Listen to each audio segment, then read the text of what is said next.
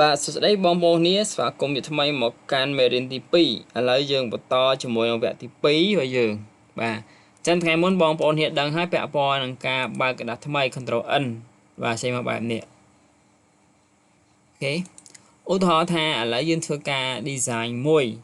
របៀបសរសេរអក្សរជាទូទៅយើងត្រូវដាក់រូបភាពដាក់អក្សរចឹងណា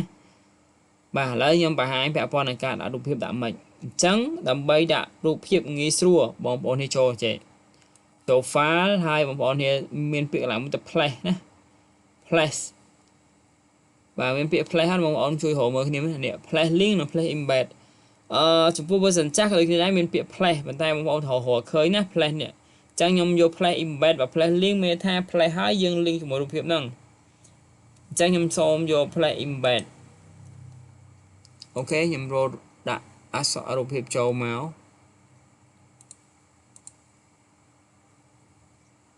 បាទឥឡូវខ្ញុំដាក់រូបភាពមួយសិនរូបភាពអីក៏បានដែរដាក់រូបភាពហ្នឹងមកណា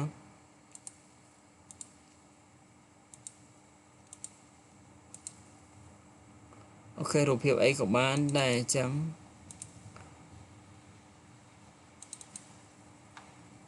អូខេរូបភាពមួយចេះតោះនេះ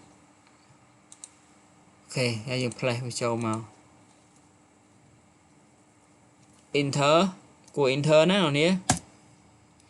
បាទអញ្ចឹងយើងបានរូបភាពមួយចូលមកហើយនេះឃើញទេរូបភាពចូលមកនេះអ្វីដែលខ្ញុំប្រាប់អ្នកនាងដំបូងនេះអានេះshow នេះមានថា select បាទហាញថាយើងកំពុងតែចាប់វាណាauto select នេះមានថាបើសិនជាមាន layer 2 3ទៀតឥឡូវខ្ញុំដាក់រូបភាពមួយទៀតចូល place embed enter ដើម្បីព្រមរូបរាងអ្នកនេះចុចអានេះហើយយើងចុចអក្សរ V ហើយអក្សរ keyboard អក្សរ V ហើយប្រើ Ctrl T ហើយ pre transform ហ្នឹងណាអ្នកនេះឬក៏ right click pre transform ចឹង Ctrl T មកងាយស្រួលណានេះវាចូលកន្លែងណាទេអ្នកនេះអញ្ចឹងបាននិយាយថាអ្នកនេះត្រូវចាំ shortcut key ណា select វាចូលកន្លែង select pre transform នេះ transform selection អញ្ចឹងអ្នកនេះអត់ខ្វល់ទេអ្នកនេះគ្រាន់តែ select វាមកនេះ select វាចឹងណាឃើញអត់បង្ហាញទេអញ្ចឹង select show នេះ show control តោះទៀតនេះចង់ select អានេះអត់ក្រោយនេះអត់បានឃើញអត់អាណានៅលើវាចាប់អាហ្នឹងមុនគេអញ្ចឹងខ្ញុំចង់ចាក់ក្រោយបានទេដើម្បីចាក់ក្រោយបាននេះ select auto នេះ auto select អញ្ចឹងខ្ញុំចង់ចាក់ក្រោយខ្ញុំគ្រាន់តែយក mouse click លើវាមកវាទៅអីហ៎មិនអត់ទៅទេណាបាទចង់ព្រមយើងព្រមជ្រុងចុច shift ឲ្យជាប់ចុច shift ឲ្យជាប់ព្រមជ្រុងនៃជ្រុងណាអូខេព្រមជ្រុងនេះចុច shift ឲ្យជាប់ឲ្យព្រមចេះជាជាប់សម្ពុះ version ចាស់បើ version ថ្មីវាអត់ចាប់ឲ្យវាអត់ត្រូវការ shift ទេវា scale យកមកតែ version ចាស់ត្រូវការចុច shift enter ទាញវាមកវាទាញឲ្យទាញវិញចេះទៅអូខេមានសញ្ញាវានេះតែមើលសញ្ញានេះសញ្ញាកោង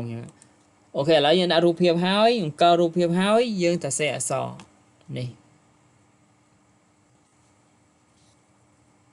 សេអក្សរចូលមកបាទ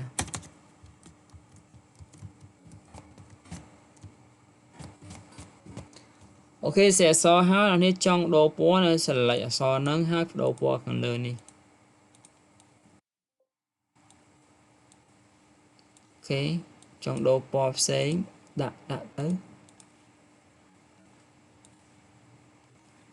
បាទអញ្ចឹងវាដូរពណ៌ហើយណាចុចអានេះដើម្បី move ឬក៏ Ctrl Enter បាទប៉ុណ្ណឹងបានហើយយើងមានរូបយើងដឹងរបៀបដាក់រូបភាពយើងដាក់អក្សរអូខេសរសេរអក្សរហើយបដូរពណ៌ font ចង់បដូរពណ៌នេះចុចតិចមកចង់បដូរទៀតនេះចង់បដូរទៅពណ៌អីទៀតបដូរទៅអូខេ select តិចនេះហើយយើងចុច Ctrl T វិញCtrl Enter ឬក៏ចុចអក្សរនេះកន្លែងនេះ click move វិញតោះអត់បាទនឹងពាក់ព័ន្ធនឹងការសរសេរអក្សរតមកទៀតយើងចុច self នេះឡើងចូលដល់កន្លែងនេះណា Ctrl N ហើយទៀតពាក់ព័ន្ធនឹង place រូបភាពក៏ហើយតមកទៀតចុច self as អូខេយើងដាក់កន្លែងណាមួយមកដាក់ thumbnail នេះ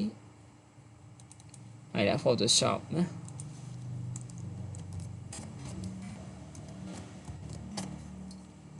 បាទចឹង testing ទី1ថ្ងៃទី 9.11.2025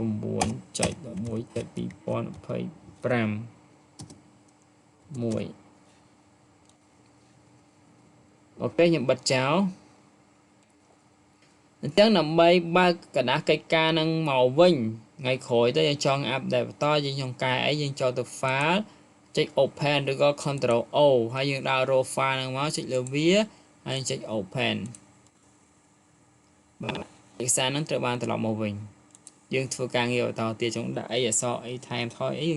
ហើយតទៅទៀត Excel ទៅអូខេបាទអញ្ចឹងមិននិយាយថាត្រូវតែរៀនពាក់ព័ន្ធនឹង shortcut key តាមពិត shortcut key វារៀន basic ហើយបាទអរគុណច្រើនជួបគ្នាវីដេអូក្រោយបន្តទៀត